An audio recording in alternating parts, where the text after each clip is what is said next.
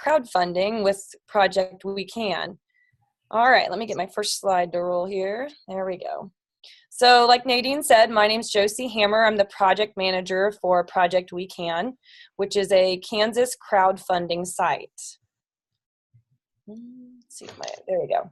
So I thought we'd just kind of start from the basics, talk about what is crowdfunding, what is Project WeKan, if you're not familiar, and what is the WeKan network.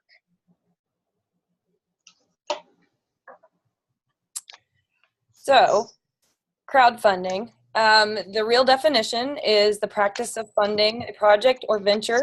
Ooh, going on with my slides here. Sorry.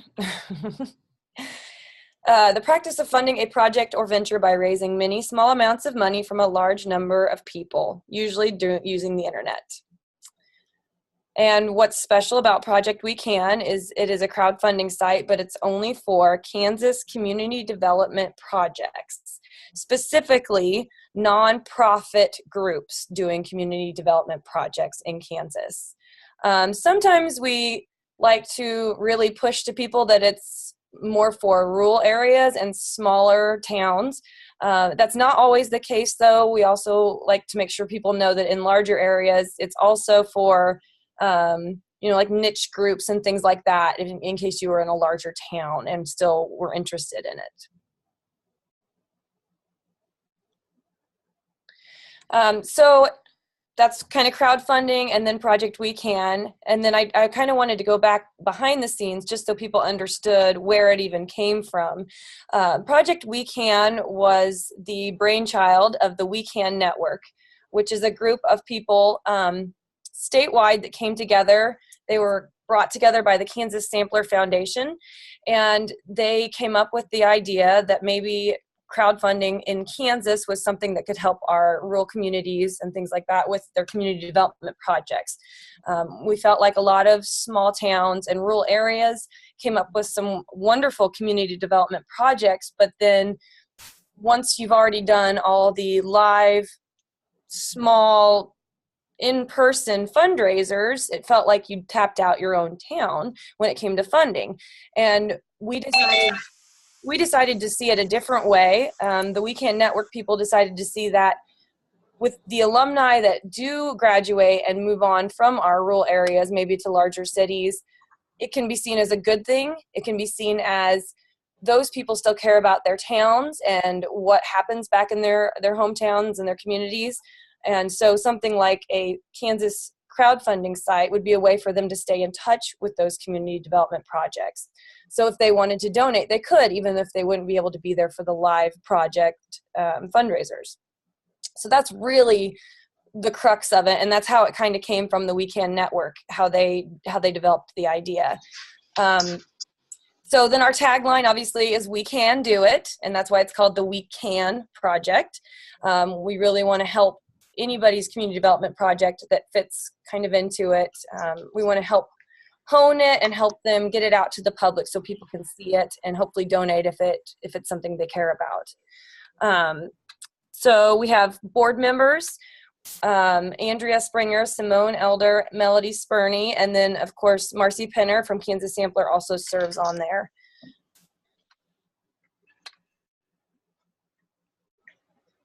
So let's talk about who can use it. Nonprofit groups in Kansas, such as foundations, 4-H groups, pride clubs.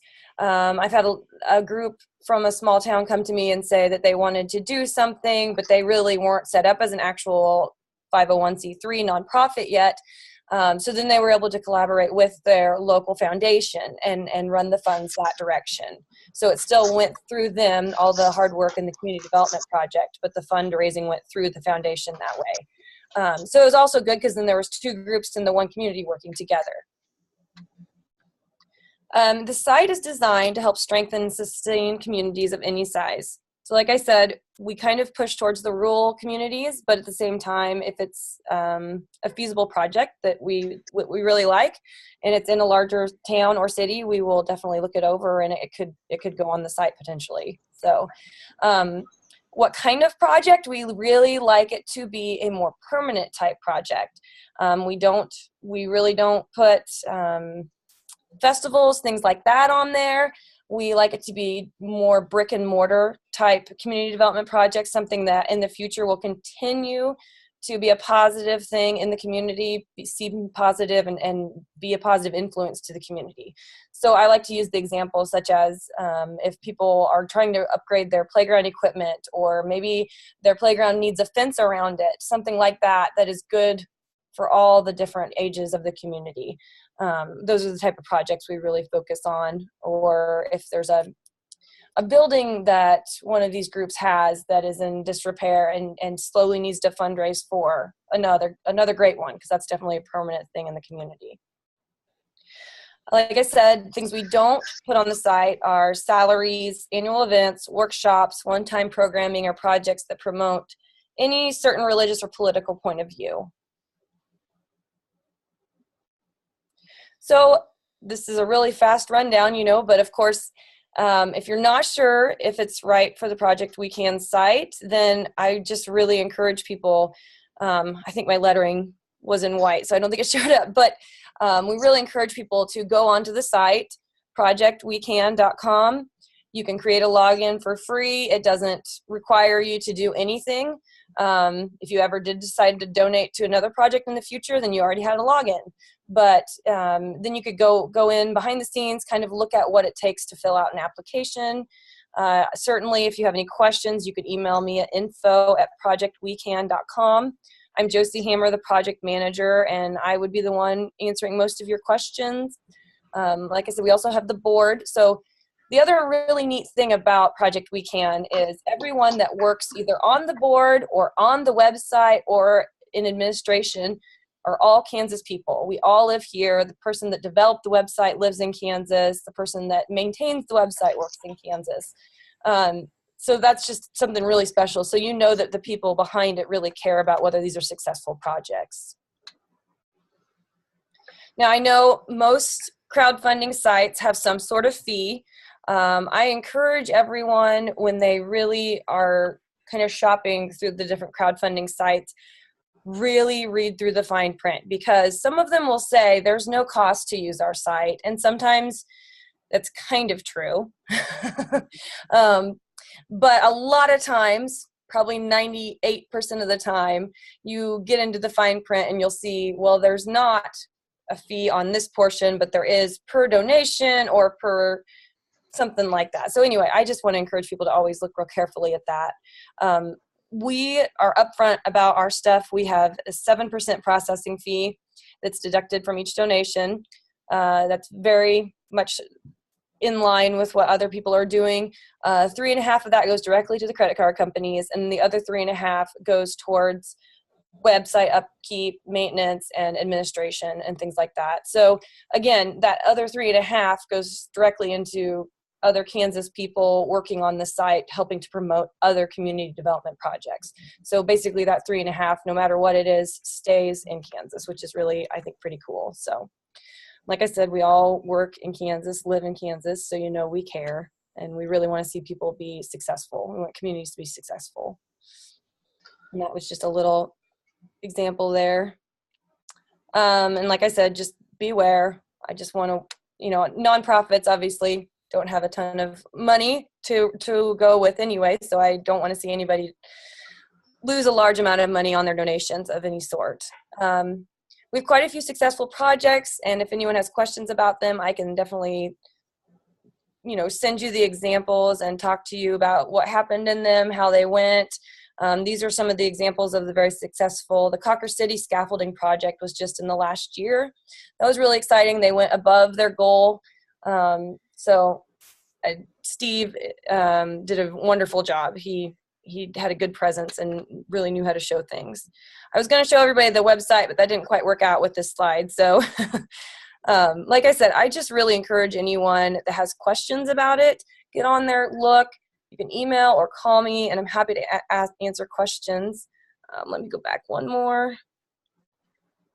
There we go. Just a checklist. Like I said, you want to identify your goal, obviously. What is your crowdfunding goal before you would get on there? and your team. It's a big deal to have a really good fundraising team. And I think a lot of people that are on here already know that, because I'm sure you've all done fundraising stuff in the past. But even online, that's something we want people to understand, is any type of online crowdfunding you're going to do, you really need a fundraising team, not just one person, because you're going to need other people spreading the word. You're going to need those people telling their friends and continue that web of interest out there. But also finding people that are willing to maybe make a commitment about their donation before you put it online, so that they can go in maybe week 2 and say, okay, this is when I'm going to put my donation on, just to encourage other people. So then after that, after you kind of get your team and your goal, create a login, go through the website, fill out the application, and ask questions. Even if you fill out an initial application on Project WeKan, you are not required to finish the entire project. Once the initial application comes through, then myself and the board will look at it. We can help you, make any small changes, tweaks we think would be beneficial for your crowdfunding online, just to make it the best it can be. So again, you're not absolutely committed until after you've really gone through 2 or 3 different steps there. So we are happy to help and would love to answer any questions people have. Let me see, there we go. But, we like people to think about what can you accomplish in your community. So thank you very much for anybody that was listening and everybody that's on here. If you have questions, please feel free to talk to me. And I'll hand it over to Nadine.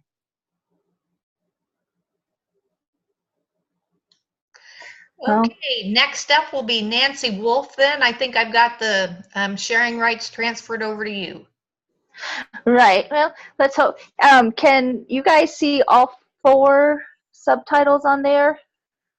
Or am I just seeing it? Okay. No, well, then I don't. I can see them. Okay. Okay. Well, then I'm not going to click on anything because they're supposed to go across one at a time, but no big deal. But so my name is Nancy Wolf. I have been an independent consultant for quite a while. I'm also a 2nd-generation capital campaign director, and I was asked to talk about what is a capital campaign. So that's the first thing I'm going to touch on real quick. A capital campaign, by definition, is an intense effort on the part of a nonprofit organization to raise a significant amount of dollars in a specified period of time. And so what that means, typically when you start talking about capital campaigns, you want to start looking at, usually we do brick and mortar. I have been involved with some debt repayment programs. We work with people and groups that are looking to raise close to $500,000 or more.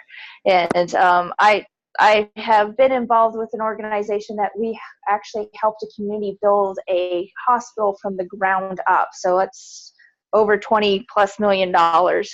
And so the capital campaign is really focusing on one-time specific needs of larger items in your community.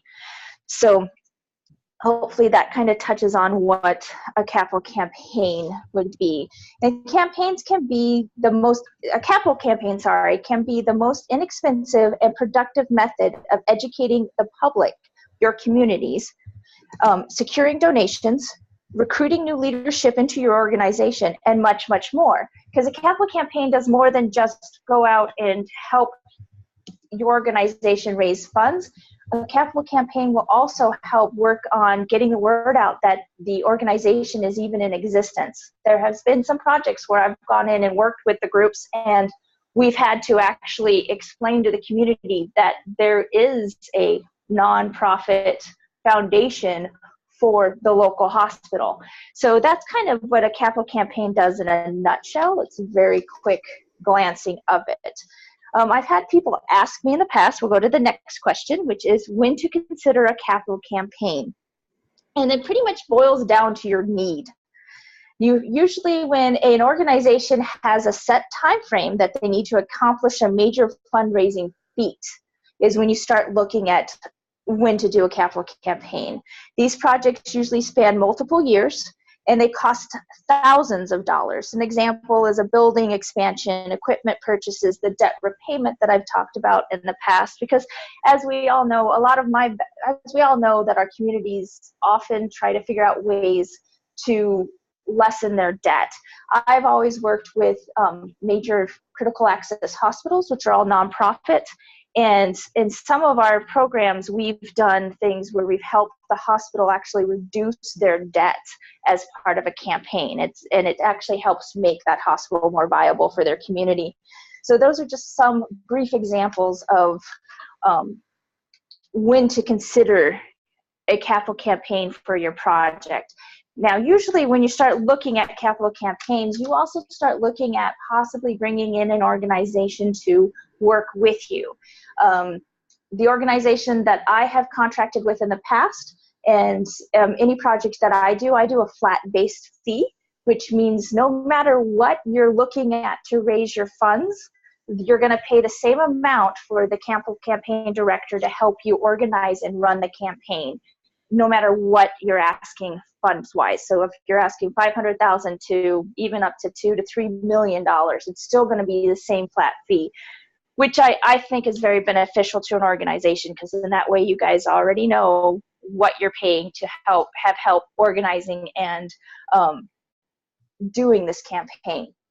And so the next question would be, why do a capital campaign? Well, it's based on the type of project.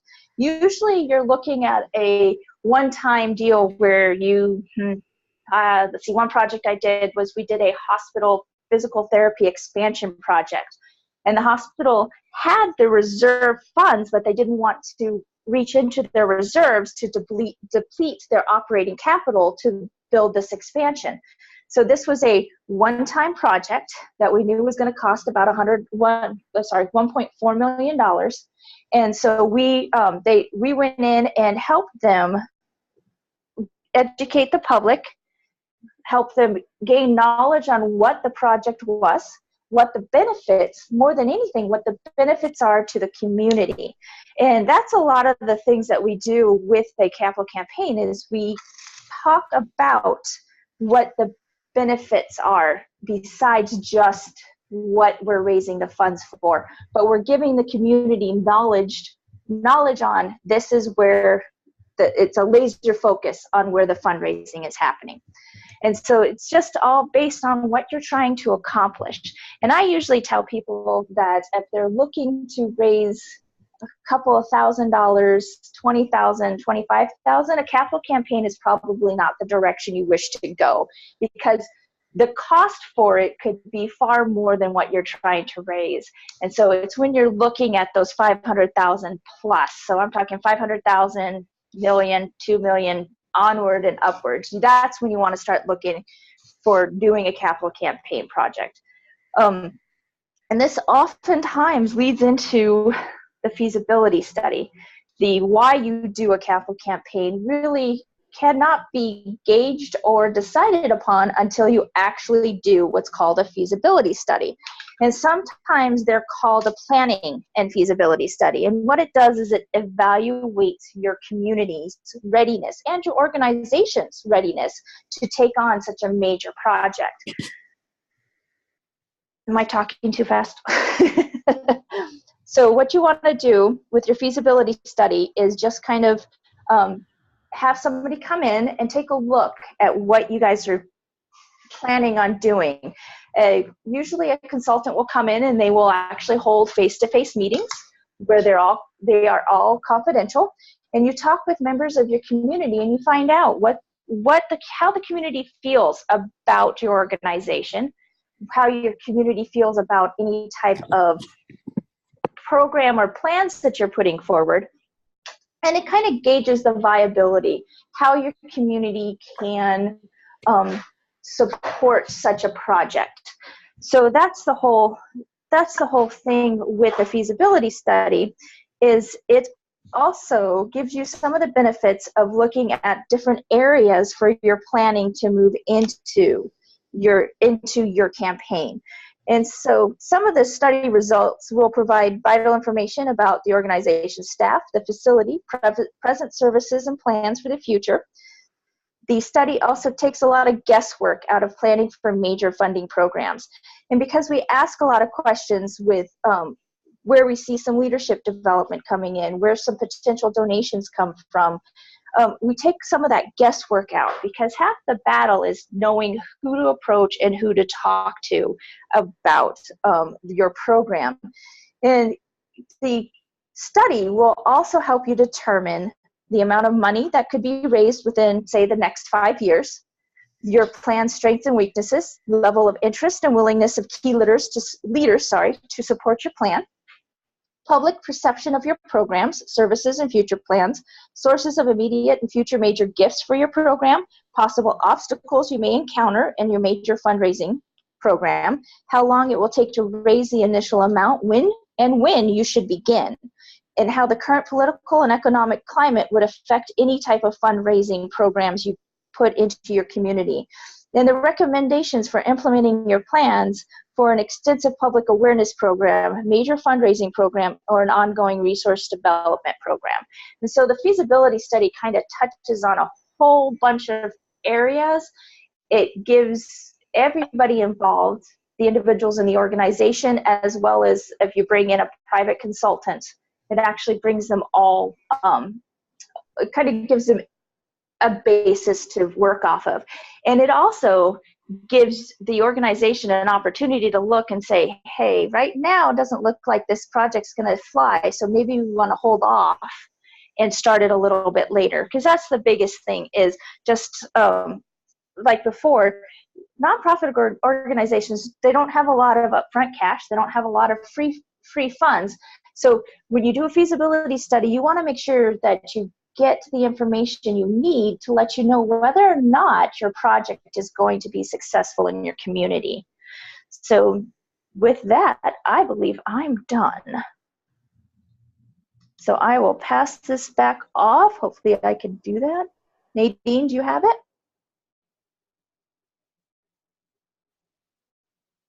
Hello? Okay. Okay, we have had one question come up along. If you do have questions as we go along, if you'd use a chat box, and then we'll cover those all at the end, I think that'll be the easiest way to handle this. So Betty, if you want to go on ahead now. Okay, I'm trying to see if I have control. I hit the approve. I'll try again here. Yes, you're checked to have control, but if you don't, let me know and then I'll advance them. I don't seem to have it.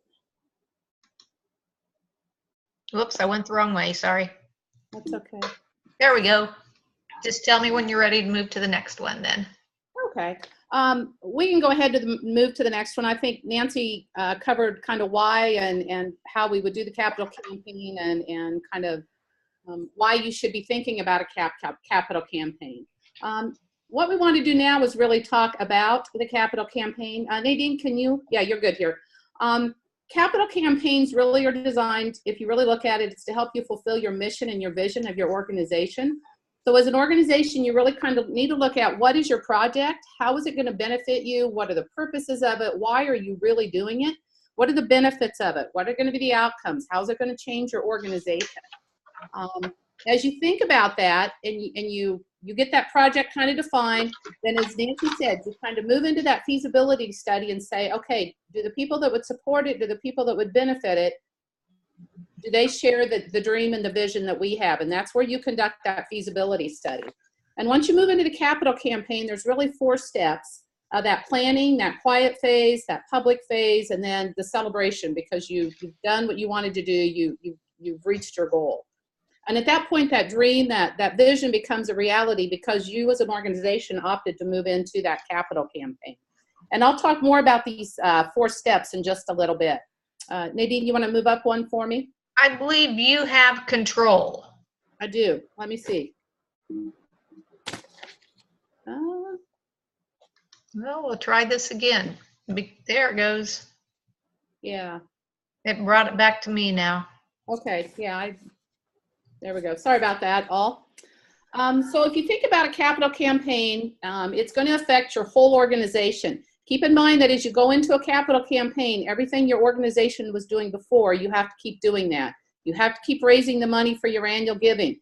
You have to keep running the programs. You have to keep serving the clients and doing the volunteer and the committee work that you've been doing. So this is an addition and on top of all that. But as you think about that capital campaign, it's going to, as Nancy mentioned in the feasibility study, it's going to make the community more aware because you're going to be out there more public. You're going to be telling your story. You're going to be talking about it. It's going to cause your organization to think bigger and broader than they have before. To enter into that capital campaign of whatever dollar amount it is, your organization is really going to have to commit time and energy and kind of have a leap of faith to take your organization up to that next level. Your donors are also going to have to come on board and be thinking bigger and thinking of where and how your organization fits into their philanthropic giving.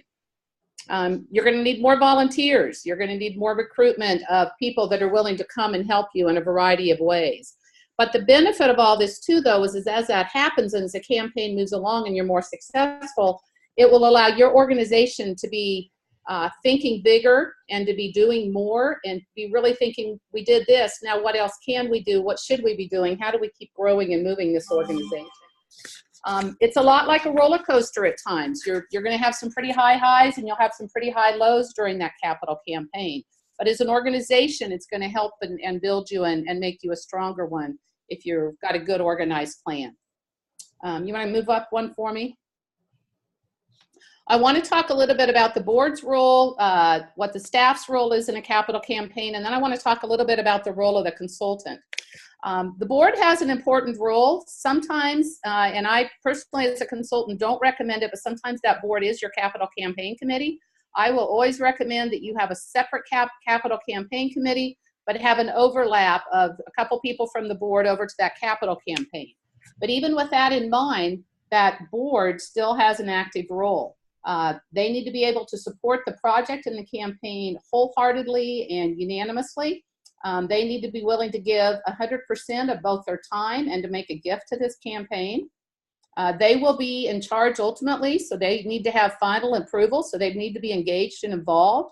They need to be willing to go out and help tell the story, to help identify prospects. They need to go out and cultivate those prospects. They need to be willing to help thank and steward those prospects. So here again, the organization as a whole is going to have a ramped up, increased activity level, which is something to consider when you think about a capital campaign if you're already pretty lean and a pretty mean organization in that regard. There we go. The staff role is also important. It's got to be a team effort with the staff and the board going into a capital campaign. You've got to make sure you're on the same page and going in the same direction and have that same vision. Staff is responsible for really kind of going on the asks and the visits with those donors or with those volunteers. They're in charge of helping to prep the volunteers. They're in charge of making sure they've got the right materials, the right information, the right data. They would be helped to set up tours if that would be an option. They're ultimately responsible to really oversee and kind of see that as their staff role. Here again, keep in mind, if you're a pretty lean machine on staff as well, they still too have to be doing all their day jobs and everything else. So it's a heavy load on both staff and volunteers going forward when you enter into a capital campaign. Consultant is another role that can come in and help alleviate that staff and board some, but they're not going to be doing all the work, and they're not going to be doing it's not like you can just turn it over to that consultant and say, consultant, go raise the money, because that's not how it works at all. They will work with the staff and the volunteers. They're the ones that come in and they take that data from that feasibility study. From that, they're going to put that roadmap together. They're going to help the organization figure out how much money to raise and what's doable there. They're going to keep the whole capital campaign kind of organized and focused. They're going to do trainings. They're going to coach. They're going to be that cheerleader. They're also going to be kind of that nag that says, hey, we've got deadlines, we've got timelines, we've got to keep moving. So that consultant can really be a key part of the team and a key part of the success if that consultant's got the right experience and the right background and they're a good fit with the organization and can be that additional team member to help make that campaign be a success. They'll look at your office, your inter-office operations, make sure you're okay there. They'll help you with stewardship. We know in today's world of development that stewardship and thanking and appreciating our donors is a key as we go forward. That consultants will come in and they'll know when you've hit a bump in the road. They'll be able to kind of work you through that because they've got that experience, that insight to kind of walk you through it. But they're the ones that are going to guide you through the process. They're going to meet with you on a regular basis. They're going to make sure that you know that this is when we should be talking to these people. This is when these deadlines are due. They're going to help you figure out that these are the foundations that maybe you could or should be going to. They're going to help create the story for you to tell so that you can go out and be successful and relate to your donors and to the people in your community and your region that you're trying to gather support from. You want to go up to the next one? The campaign goal is an extremely important part. Keep in mind that whether you're in a campaign mode or whether you're just out soliciting, donors do not give to your wants, they give to your needs. So it's extremely important to keep in mind that that goal needs to be set based on the feasibility study, because when that study was done correctly, it will tell you pretty much what that goal could and should be and what you can raise successfully as an organization. It will also, what you also want to do though is set that goal as high as possible, but also keep it very realistic. You want to get it high enough that it's going to be able to fund your project or as much of it as you possibly can. It may be that the feasibility study says you need to do a 2 or a 3-phase campaign. And if that's what it's telling you, then that's what you want to do. So that campaign goal is a very important piece. It must be approved by the organization's leadership. Your board of directors has to approve that goal. It has to be set based on what the potential gifts are and what the opportunity is to be successful. Keep in mind going forward that 90%, that 90-10 rule is pretty accurate. I will say though, in my experience in working in Northwest Kansas and out in our rural areas across the state, we tend to do more of an 80-20 and sometimes even a 70-30, which means that 70, 80, or 90% of that money will probably come from that 20, 30, 10% of the donors. So keep in mind that you're really looking for some larger lead gifts and major gifts going forward. The little gifts are important and they need to be a part of the campaign strategy, but the bulk of your money is going to come from your larger donors at this point in time. Capital campaign goals typically do not include planned gifts. They might, but typically we do not include those. We may sometimes run a capital campaign with a planned giving pillar so that we can at least track them and keep track of them, but they're usually a separate part of the goal. As you think about a capital campaign, think that about 5 to 15% of your campaign goal will be your expenses. Part of that will be part if you opt to hire a consultant, but part of that will be your campaign materials, your videos, your tours, some of your wining and dining that you may have to do a little bit, some of your activities. A variety of things will be included. Typically, we also have them include some of the staff time in that as well. And sometimes we have to bring in an additional support staff person to help with a capital campaign at times. It's most important for your campaign to be successful. I have worked with organizations that have done capital campaigns prior to the one I came in on. They did not reach goal, and it's very hard for that organization to recognize and realize and to have the confidence that they can go forward and raise the money necessary. So as you think about a capital campaign and the goal and how much you need and want to raise, that goal is important that it's set so that you can reach it and be successful but still meet your needs. You don't want to be the organization that did not reach the goal. It's a very tough one to overcome as an organization going forward. Next one, Nadine. There we go, thank you. A little bit about the 4 steps of the capital campaign. We've done the feasibility study, and now we've got the recommendation of how much we can raise, so we're really ready to move into that capital campaign mode. First stage you're going to go into is kind of a planning stage. And this is where you're going to recruit your campaign committee, your campaign chairs. You're going to start figuring out kind of the final numbers of what your project may cost and some of the financial pieces of it. You may have some rough drawings done up that we can use when we're out talking to donors so that they have a visual. We're also going to begin to start laying out the story and what that story looks like going forward, how we're going to talk about the project, the outcomes, the metrics, the emotional parts of the story to make it a success and to engage and involve and get our donors on board with us. A lot of this information, this roadmap, this planning, this timeline that we're going to be putting together in the planning session, a lot of that information, excuse me, is going to come from that feasibility study that we conducted earlier. So the next phase we're going to move into is that silent phase. And we laughingly call it the silent phase because we have not really officially gone public yet. But as we start talking to people and asking for gifts and starting to bring in the inner circle, the inner family of the organization, obviously it's not totally silent, but it's really not a public phase either. But we still continue to call it the silent phase. This is the point where we'll start recruiting and confirming our leadership gifts. We will talk to the board members and get 100% participation from them. We'll get 100% participation from the Capital Campaign Committee. We'll start bringing in those donors that have always been close to us, that are kind of that inner organizational family, and make sure that we have a lot of those gifts locked in and a part of the campaign. The next phase we'll go into is the public launch.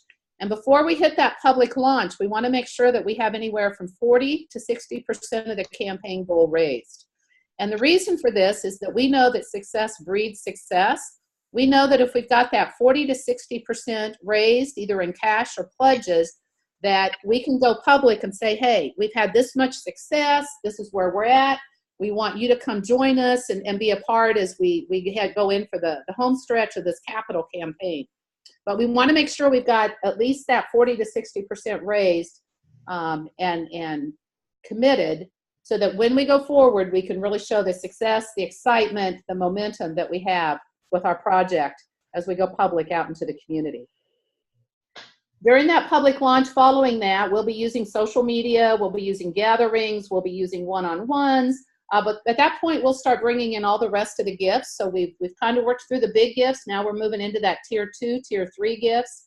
And that's when we really bring it in, and we're really out hustling once we've gone public to make that campaign a success. And here again, that last part is that celebrate the success. A lot of times we in the nonprofit sector don't celebrate our successes enough. And that campaign is a great opportunity to really show the community who we are, what we've done, what we've accomplished, and what we're going to be adding and enhancing the community with now that we have our campaign complete and we can go and we can finish our project. But that success is important to include the donors, include all your staff, include your board members, all your volunteers, involve your community leaders, really make it a party of success. As you're doing that, it also continues the education and the public awareness and the cultivation and the stewardship of the community for being a part of your campaign success. Some keys to a successful campaign. You need a really strong, compelling case. We need to know that that project is really a need, it's not something frivolous, and that we've really got a lot of thought and a lot of meaning behind why we're doing the campaign and what it is. Another key component is our campaign committee and our chairs. People give to people. So you've got to have a good campaign committee that's well respected, that's supported in the community, that has the faith and trust of the community, but they also have to be willing to commit their time and their energy and their dollars to make the campaign a success. The heavy load will be on that campaign committee and their chairs, and we've got to make sure we've got a good group there. It's got to be a stakeholder-driven effort. Capital campaigns are not successful when you hire a consultant to come in and raise the money, or where you expect the board or the staff, either or, to raise all the money. It's got to be that team effort of everybody coming together and working together.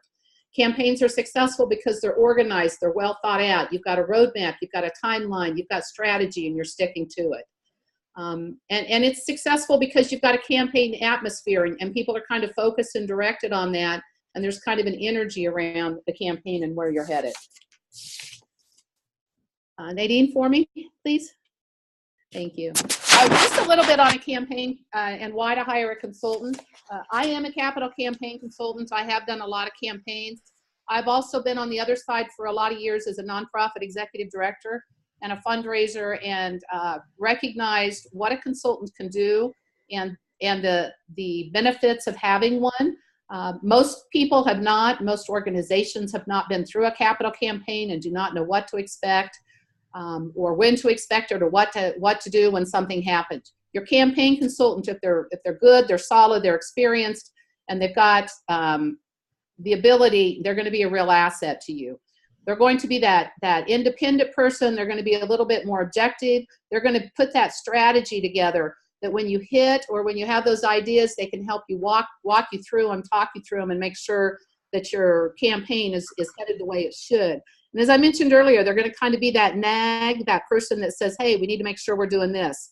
This is when we should be doing this. This is how we do this. This is what we do. This is when. But they're going to bring that insight and that experience for you. Research has proven out that if you hire a consultant, organizations that do will raise 2.6 times more than those that don't hire consultants. So although consultants do charge, there is a fee. Most organizations build that into their capital campaign budget, but it is well worth the investment if you have a good fit and a good consultant with good recommendations to help you through your campaign project.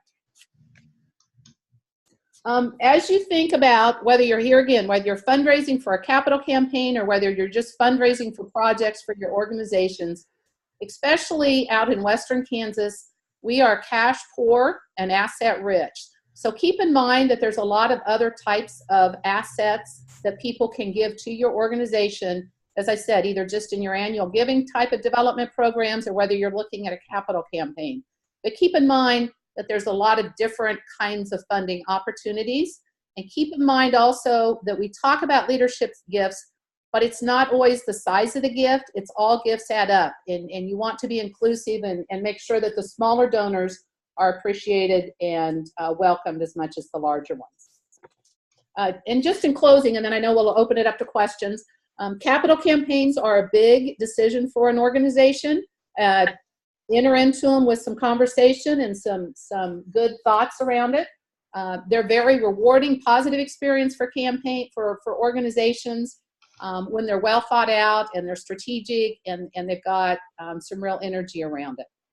And in closing, I'd just like to say, if you're thinking about one, I know this is a lot of information tonight for you all to absorb. If you're thinking about it, give me a shout. I'd be glad to come out and talk with you and or your board and kind of see if you're ready, if your project's appropriate, you know, kind of what you think you as an organization could or might do, and we can kind of walk through how that might look and what that might look for you individually. Nadine, I'll turn it back over to you. Okay, well, thank you. Just to kind of summarize a few of the things that I heard this evening, on the crowdfunding perspective, the crowdfunding can be a really good way to raise funds beyond your community, and doing this with various online resources. That you must be a nonprofit to use crowdfunding measures. It's a really good way for rural communities, and that WeKan pushes rural communities to use this source of funding mechanism. But also to make sure that you're reading the fine print when you're looking at different crowdfunding sources, so that the fees might not be quite so upfront with you. When we start looking at capital campaigns, really that feasibility study is incredibly important for you to do before you ever get into it. And also to make sure that when you're doing your planning phases of it, to include a sustainability plan for whatever type of project that you're working on. That when you're looking at donors from within Northwest Kansas, you may have 90% of your funds come from 10% of your people, or it could drop down to more like 70-30 split on it. That there's about 15 or 5 to 15% that needs to be included as far as budget expenses, and that would include a consultant fee if you choose to use one. That there's really 4 main phases in capital campaigns: the planning phase, a silent phase, a public launch, and then make sure that you celebrate the success. For that public launch to be successful, to have about 40 to 60% of those funds already committed or raised as you go along. And so we've had a couple of questions this evening as we've went along. One of them was, why don't you use a percent instead of a flat rate as a consultant? And if you use the percent, would that help motivate you more to help the committee raise the funds? Betty or Nancy, would you like to address that? I would be glad to, Nadine. We have a code of ethics within the professional fundraising world that prevents us from charging a commission or a fee. And that is based on basically because we always keep the donor first and foremost. And if we're trying to solicit money based on a commission fee, like a sales would, we have years ago, they found out quickly that that changes the attitude and the conversation, and they don't keep the donor in the forefront. So we as an organization professionally just do not do a flat fee. I mean, I'm sorry, a commission fee. We charge a flat fee that's usually very reasonable. Most of the consultants that I know in across the state are ethical and good. And I think you'll recognize quickly that based on your project, they usually will base it on the size of your project and the time commitment. And it usually does work quite well. Keep in mind that your campaign success is also based, it's also reflects on the consultants. So they're going to do absolutely everything possible for you to be successful. So the ones that I know that I've worked with throughout the years will help you reach your goal and do what you need to do. And it shouldn't be an ethical issue. Okay. Right, and a lot of the times when you're dealing with that, it also depends on the group that you're working with. But yes, most of your fundraising groups, your capital campaign directors, work on that ethics space, whether they're a full-time consultant where they move into your community and they actually live there for 12 to 14 months, or if they're a part-time and they come in and out. Because what happens when you do flat rate, you're taking a possible conflict of interest off the table as well. They're putting your project in front of everything else. It does not matter to that consultant besides the success. And that's the biggest thing, that when we're doing projects and stuff, we want every client that we ever work with to know that they come first. And a successful project is of the utmost importance to us. Okay, another question that had come up is, who are some good folks to conduct a feasibility study? Or maybe does a consultant also assist with the feasibility study, or are those two separate jobs? Well, it depends on the organization, the group that you're working with. Some like I've worked with a couple of groups that they have the consultant that it possibly might be doing the project also do the feasibility, but it just depends on how the organization or the fundraising group or company that you're working with designs and prepares. I don't know about Betty, but I do know one company that I've worked with in the past is Solutions for Fundraising. They actually come in and also provide feasibility studies as well as the capital campaign. They also do, they have a whole bunch of other areas of expertise within the organization itself. So it just depends on who you talk to and who you work with. So it's always good to reach out to a few different individuals, to a few different organizations, and just kind of ask them a few pointed questions, like, how do you guys handle feasibility studies? How do you handle fitting a consultant with my project? And so we, with the groups that I've worked with or the organizations that I've worked with, we always try to find the best fit consultant-wise, and sometimes that may not be the person doing the feasibility study. Yeah, I would concur on that. I would say most of your consultants are going to be able to do the feasibility study. It may be a different person within the organization, within the consultant's organization that does the study. A lot of times, though, it will be the same person doing the feasibility study, because they're also getting to know the organization and the community and the donors, and that helps them with the strategy later. But typically, I would say a consulting firm would be able to provide both those services, and there's a lot of benefits to that, clearly. Yeah, you usually want to use the same organization for your feasibility study that you do for your actual project, because that gives, like Betty said, it gives the organization and the group, both the organization and also the consulting firm, an opportunity to kind of get to know each other and gives them a little bit extra help in making sure that they're strategizing correctly. Okay, those were the questions that we had. Are there any other questions out there that you would like to ask right quick? You could just real quickly unmute your mic and ask those if you wanted to, rather than having to type them in the chat box.